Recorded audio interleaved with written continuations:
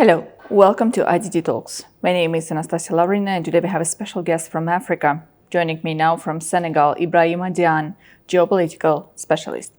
Warm welcome to IDD Talks.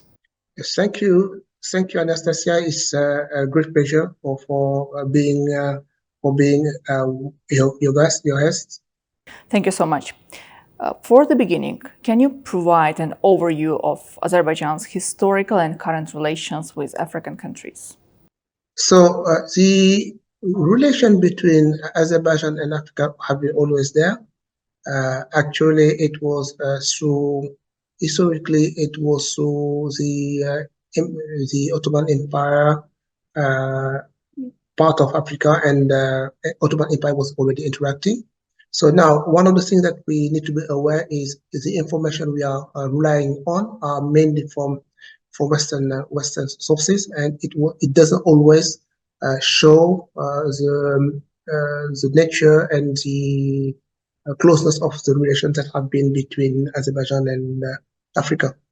The Baku Initiative Group, that's an important platform created on July 6 in 2023 by the participants of the conference dealing with the elimination of colonialism.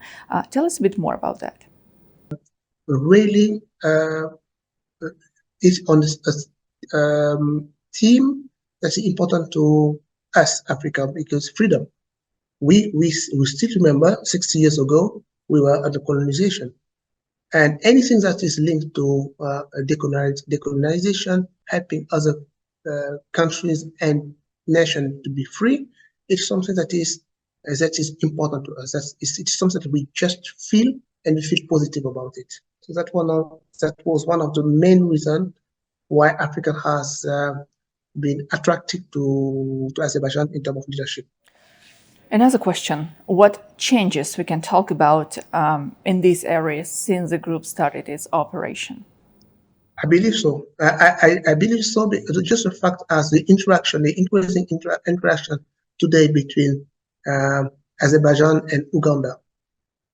So it shows the bridge. It is the beginning of the bridge of what is going on, what is improving. So Africans see now Azerbaijan not just as somewhere as a name, but as a country, as a people, and as a friendly country and people to Africa. How would you describe the France position in Africa today, particularly in the former colonies?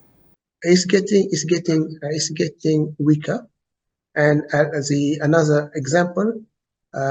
Yesterday was our new president in Senegal, and our new president in Senegal, one of the first what he spoke about was sovereignty, being independent, being fully independent. It's again showing that if before France was saying no, it is just military, it is not representative of Africa. Now again, it shows that as the newest Africa, I would say the newest, but it has been always there, is really determined of being free, of being able to do things as they wish, not as they're being told. And of course, yeah, I'm listening.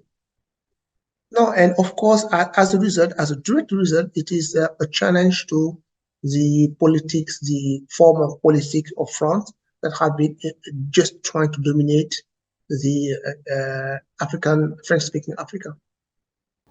Ibrahima, where does Africa see its future now, if not with France? Which countries are aiming to build closer relationship with? So one of the things first is we understand that we call it global south. Even not every country on the global south is from the south. Is having a understanding of what are our general interests. Interest is not a bad word. Interest is understanding what we need, and let us discuss it in a way that we are always winning. All our side are winning. And we see the BRICS, we see the global south, meaning, as you said, we see our what's going on with China, with Russia, with Turkey. So that's our key partners, with Brazil. So that's the BRICS. And in extension is what we just talk about is the global south, like Azerbaijan, like Indonesia. So it is really a multipolar world. So it will depend on the what's it called bilateral and multilateral relation based on common principle and common interests.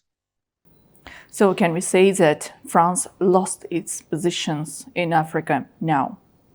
France is losing. I wouldn't say it lost yet, but it's definitely losing its influence on former colonies. It has happened before historically. It has happened in Asia. We forgot that Vietnam, Laos, and so on was under French domination as well. Could you please share with us your vision? Where do you see Azerbaijan when it comes to the future economic development of African countries? It is to share. It is to share, to openly share what they have. So we can also contribute because it's today so far has been let's divide to rules. And dividing meaning I will assign you a role, not trying to understand, but just a role that is secondary. But when we share, when we openly with heart share, we know that each other can learn. It's technology, yes. It's economy, yes. But it's also human being. It's culture. There's so much we can share. It's resources, and by sharing, by understanding that sharing is something positive, we achieve another level of not only cooperation but just real friendship because we understand what we have. We are on the same boat.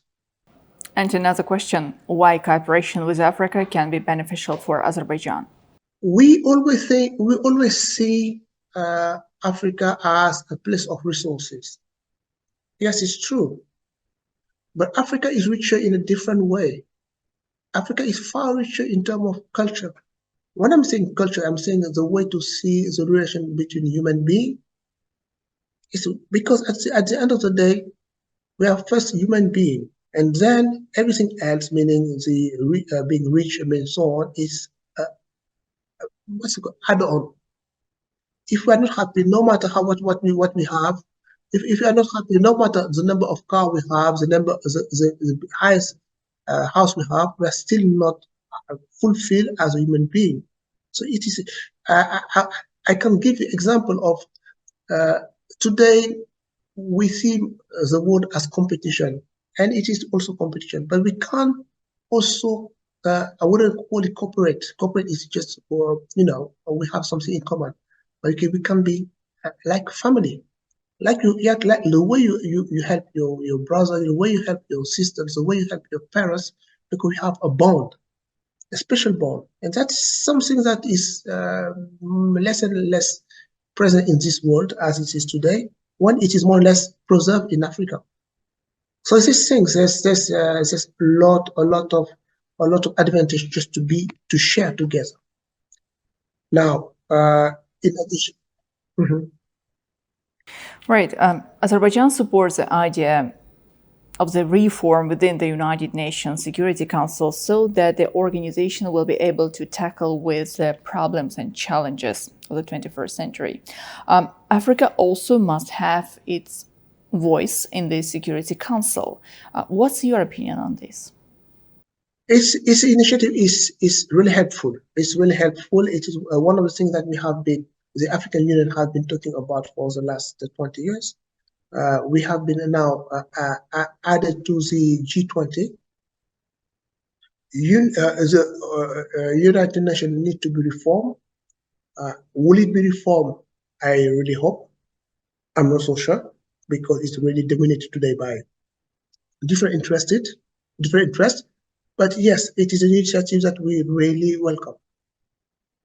And my last question, what opportunities do you see for the further enhancing collaboration between Azerbaijan and Africa? So, for the example of Senegal, will be a exporting country from this year in gas and oil. So, but we don't have the experience. Azerbaijan has this experience. Azerbaijan done it before for decades. So that's one area of cooperation. How to do it best. Secondly, also is about port. We do have port. So Africa, Senegal is the western, is the opening of the Western Africa. We have 450 million. I mean, as a bloc, as what's it called, the ECOWAS. So, and we have a common market. So it's about the economy. It's about also education. So education is the same way about oil and gas, but not only. And of course, culture exchanges. When I say, of course, actually, it is before I used to think economy was first and then culture, but actually, it's the contrary. Culture helps to have the right economy because it helps the people to understand each other and be able to work together in a more effective way. Thank you for joining IDD Talks today. Thanks. Thank you. You're very welcome. Thank you again.